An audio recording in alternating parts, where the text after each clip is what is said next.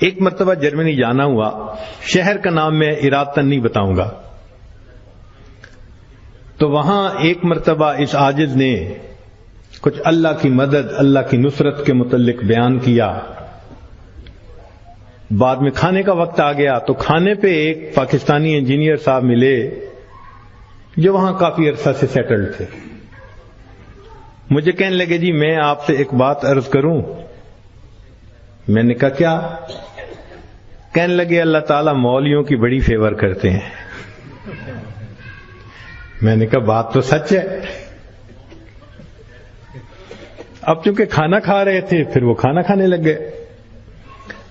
پھر کچھ دیر کے بعد کہنے لگے جی اللہ تعالیٰ مولویوں کی بڑی فیور کرتے ہیں۔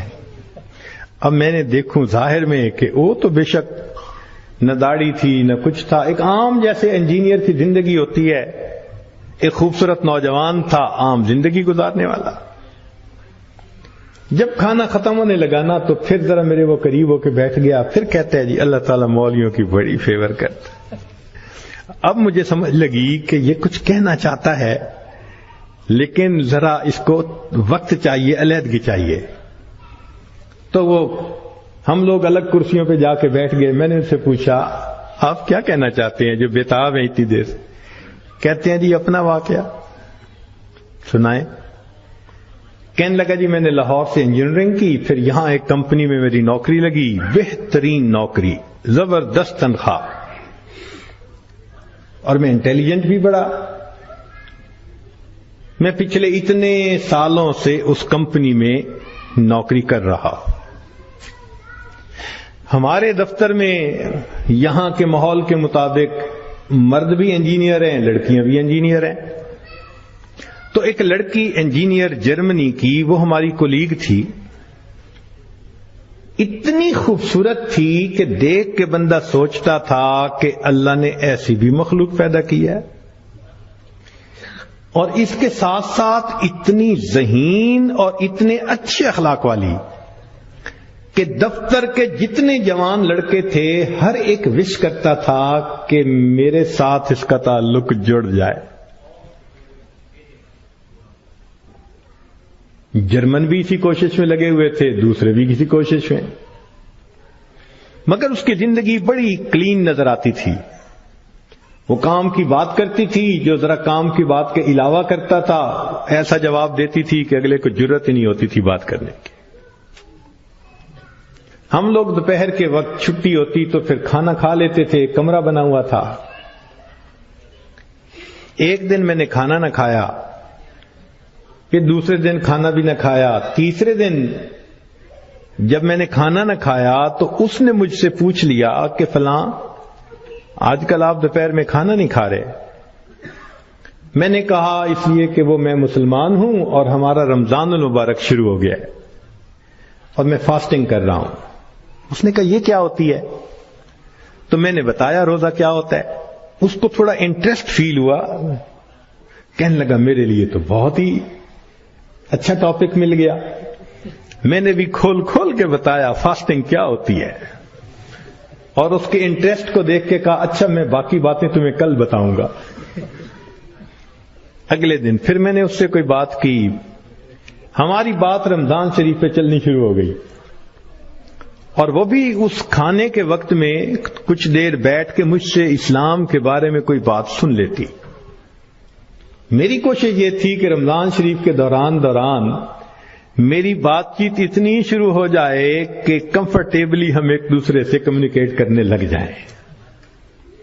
جرمن لڑکے مجھے دیکھتے تو وہ مجھ سے بڑے خفا ہوتے، یہ اس کے ساتھ بیٹھ کے کیوں 10 منٹ باتیں کرتا ہے بھائی، جب سے ہم سے 1 منٹ بھی بات نہیں کرتی۔ خیر رمضان شریف ہونے تک مجھے اتنا اندازہ ہو گیا کہ اس کے ذہن میں اسلام کے بارے میں مزید جاننے کا بھی شوق موجود ہے۔ تو میں نے کچھ انگریزی کی کتابیں بھی اس کو منگا کے دیں کہ پڑھو، اور میں تو چاہتا تھا اللہ کرے یہ مسلمان بنے، پھر تو ہمارا ہی نمبر لگے گا، چونکہ باقی تو سارے یہاں کافر ہیں۔ بڑی میری کوشش تھی اور میں بڑے خلوص سے کوشش کر رہا تھا یہ مسلمان بن جائے کہ اللہ کی شان۔ کہ جو باتیں میں بتا سکتا تھا میں نے بتائیں، اور کچھ باتیں اس کو میں نے کہا کہ بھئی تمہارے قریب اگر کوئی مسجد ہے، وہاں عالم ہے، تو ان سے کوسچن پوچھ لو۔ 6 مہینے اس لڑکی نے اسلام کو سٹڈی کیا، اور ایک دن آ کے وہ مجھے کہنے لگی کہ کل میں نے کلمہ پڑھ لیا ہے، اور میں نے دیکھا کہ اس نے اپنا سر بھی ڈھکا ہوا تھا۔ تو یہ اس بات کی دلیل تھی کہ یہ مسلمان بن چکی۔ میری تو خوشی کے انتہا نہیں تھی۔ میں نے عشاء کے بعد 10 رکعت شکرانے کے نفل پڑھے کہ یہ مسلمان بن گئی۔ میں کلیگ بھی ہوں، مسلمان بھی ہوں، اس کے پاس تو کوئی دوسری آپشن ہی نہیں ہے، تو اب میرا کام آسان ہو گیا۔ اب وہ جب موقع ہوتا نماز بھی پڑھتی، مگر زندگی چلتی رہی۔ سال میں ہمیں چھٹیاں ملتی تھیں جو اکثر وہاں کے مقامی لوگ یورپ میں ادھر ادھر بیچز پہ گزارا کرتے تھے۔ بات چلی کہ بھئی اس دفعہ چھٹیوں کا پروگرام کیا ہے؟ اس نے کہا کہ میرا ارادہ ہے کہ میں اس دفعہ ٹرکی جاؤں گی، سنیں وہاں بہت مسجدیں ہیں اور بہت علماء ہیں، میوزیمز ہیں، تو مجھے ذرا اسلام کو اور زیادہ سٹڈی کرنے کا موقع مل جائے گا۔ میں نے سوچا ترکی جائے گی تو میرا کیا فائدہ؟ اب میں نے اس کو آئیڈیا دیا، فوڈ فار تھاٹ۔ میں نے کہا تمہیں کیا پتا، اصل تو دین پاکستان میں ہے۔ اتنی مسجدیں ہیں، اتنے یہ علماء ہیں، اتنے فلاں ہیں۔ اب میں نے ایسی سہانی سٹوری اس کو سنائی کہ اس کو لگا کہ اگر مجھے دین سمجھنا ہے تو شاید وہاں انفارمیشن زیادہ مل سکیں گی۔ اور ادھر میں نے اپنی امی کو فون بھی کر دیا، امی میں کوشش کر رہا ہوں کہ یہاں سے ایک لڑکی آ جائے پاکستان، بس اس کو پھر آپ شادی کے لیے تیار کرنا، یہ آپ کا کام ہوگا۔ امی نے کہا بیٹا بات ہی کوئی نہیں۔ میری بہن ایک ایم اے انگلش تھی، ایک ایم اے اکنامکس تھی، بہنوں نے بھی کہا تم ایک دفعہ لے آؤ اس کو، ہم اس کو تیار کر لیں گی، مسئلہ ہی کوئی نہیں۔ اب میری کوشش کہ کسی طرح یہ سفر کرے۔ 2-3 دن وہ سوچتی رہی، پھر اس نے کہا کہ اچھا ٹھیک، میں نے ارادہ کیا ہے کہ ان چھٹیوں میں پاکستان جاؤں گی، مگر میں اپنی ارینجمنٹ خود کروں گی، تم فلائٹ نمبر بس بتا دو، کب جا رہے ہو؟ تو میں نے کہا ٹھیک۔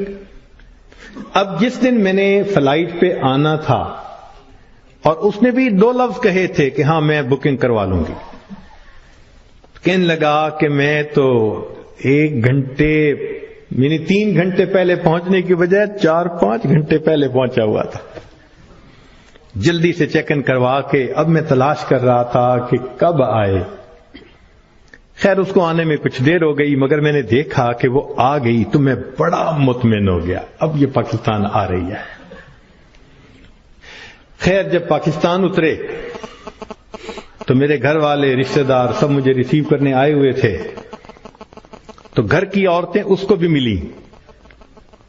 اس نے کہا کہ دیکھو میں نے ہوٹل کی بکنگ کروائی ہوئی ہے اور میں اس وقت تھکی ہوئی ہوں سفر کر کے، تو میں سیدھا ہوٹل میں جاؤں گی، اور کل جب میں کسی وقت فریش ہوں گی نا تو عورتوں کو کہا کہ تم ہوٹل آ جانا، میں تم سے ڈسکس کر لوں گی کہ مجھے کہاں کا انفارمیشن مل سکتی ہے۔ میری بہنیں اس کو دیکھ کے تو حیران ہو گئیں، اور انہوں نے شادی کی ڈیٹ اور پلاننگ وہ بھی شروع کر دی۔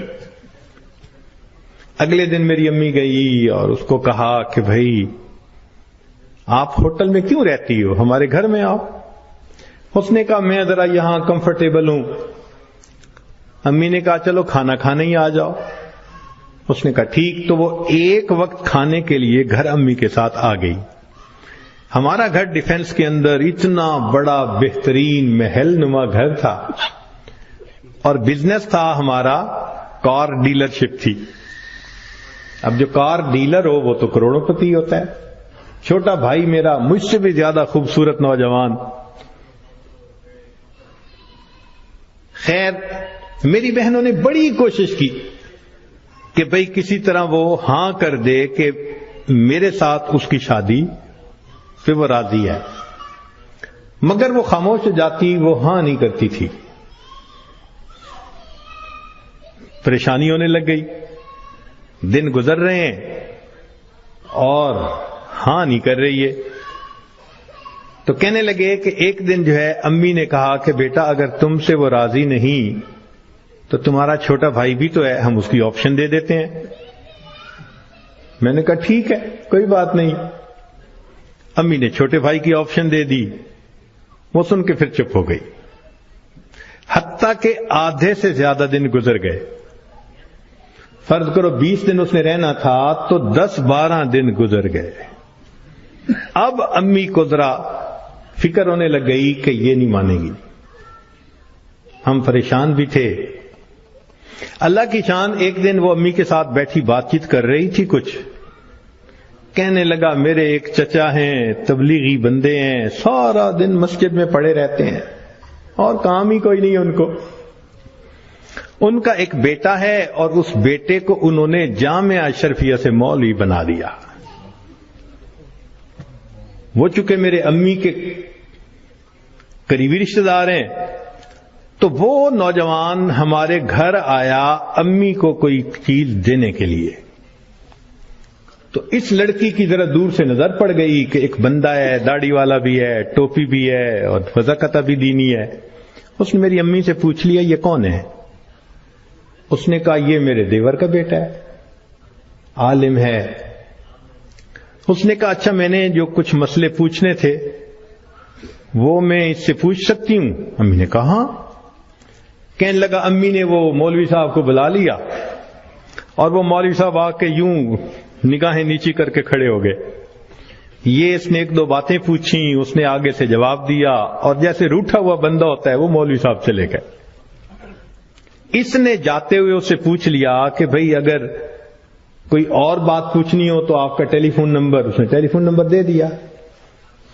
1-2 دن ٹیلی فون پہ یہ اس سے بات کرتی رہی. کہنے لگے کہ چوتھے دن ہمیں پتا چلا کہ لڑکی نے اس سے خود بات کی, کیا تم مجھ سے نکاح کرنا چاہتے ہو؟ کہنے لگے مولوی صاحب نے جواب دیا میں ابو سے پوچھوں گا. ابو سے پوچھوں گا. اس نے ابو سے پوچھا. ابو نے کہا کہ بیٹا ساری دنیا ان مسلمانوں کے لیے اس کا ملک ہے, اگر تمہارا رزق اللہ نے وہاں لکھا ہے تم دین کی نیت سے جاؤ, اللہ کے دین کا کام کرو وہاں. کہنے لگا لڑکے نے ہاں کر دی. اگلے دن اس نے کیا کیا کہ وہ لڑکے نے اپنے 2-4 رشتہ داروں کو بلا لیا, سادگی کے ساتھ نکاح ہو گیا. لڑکی اس کو لے کے اسلام آباد ایمبیسی چلی گئی اور ایمبیسی میں اس نے اپنا سٹیٹس دکھایا, پورا دکھا کے کہا کہ میں آئی تھی چھٹیاں گزارنے, اس کے ساتھ میرا نکاح ہو گیا ہے, کاغذات ہوتے رہیں گے, میں نے ہے 4 دن میں واپس جانا, کیا آپ اس کا ملٹیپل ویزا لگا سکتے ہیں؟ کہنے لگے کونسلر کو اس کی پرسنالٹی, اس کی بات چیت, اس کی نوکری اتنی جسٹیفیکیشن نظر آئی, اس نے چھوٹتے ہی 5 سال کا ملٹیپل ویزا لگا دیا. کہنے لگا چھٹیاں ختم ہونی تھی, وہ لڑکی اپنے وہ جو مولوی صاحب خاوند تھے ان کے ساتھ چلی گئی. محنت میں نے کی, اللہ نے فیور مولوی کی کر دی.